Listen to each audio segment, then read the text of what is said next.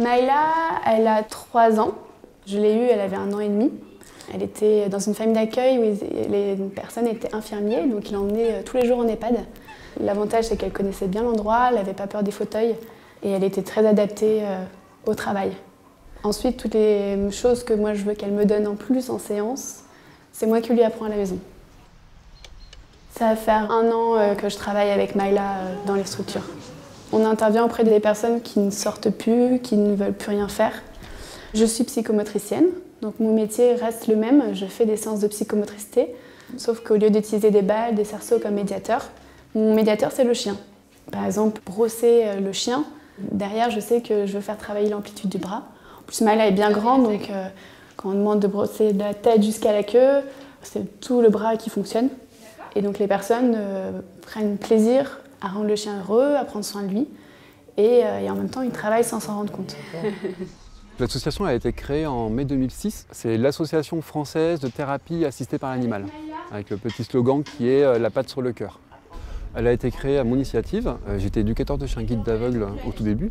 Et c'est là où j'ai découvert un peu le pouvoir du chien sur l'être humain, dans le sens où le chien il peut être vraiment une source de motivation, d'attention et de concentration pour les personnes. Est-ce que ça vous dit qu'on fasse une séance aujourd'hui avec Maïla? Oui. Nous, on travaille que avec des chiens, et même que des golden.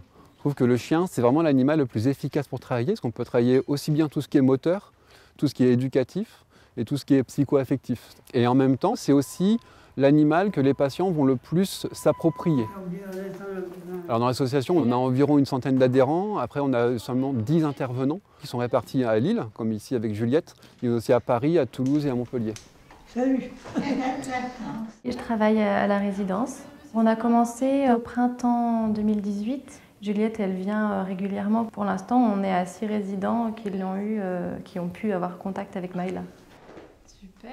Encore hier, je suis allée voir un résident pour autre chose. Il me demandait « Alors le toutou, comment ça va ?»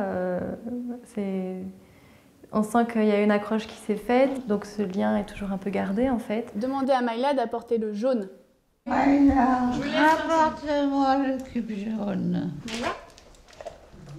Rouge. Et elle sait faire d'autres choses. Est-ce que vous vous souvenez? Oui. Elle sait se coucher, elle sait faire la morte. Maïla. Moi, j'adore ce que je fais. J'ai une super relation avec Maïla et donc c'est vrai que j'ai envie de faire partager ça à d'autres. Ils savent les sentiments des gens. Oui, ils savent les sentiments des gens. Oh, la poulette.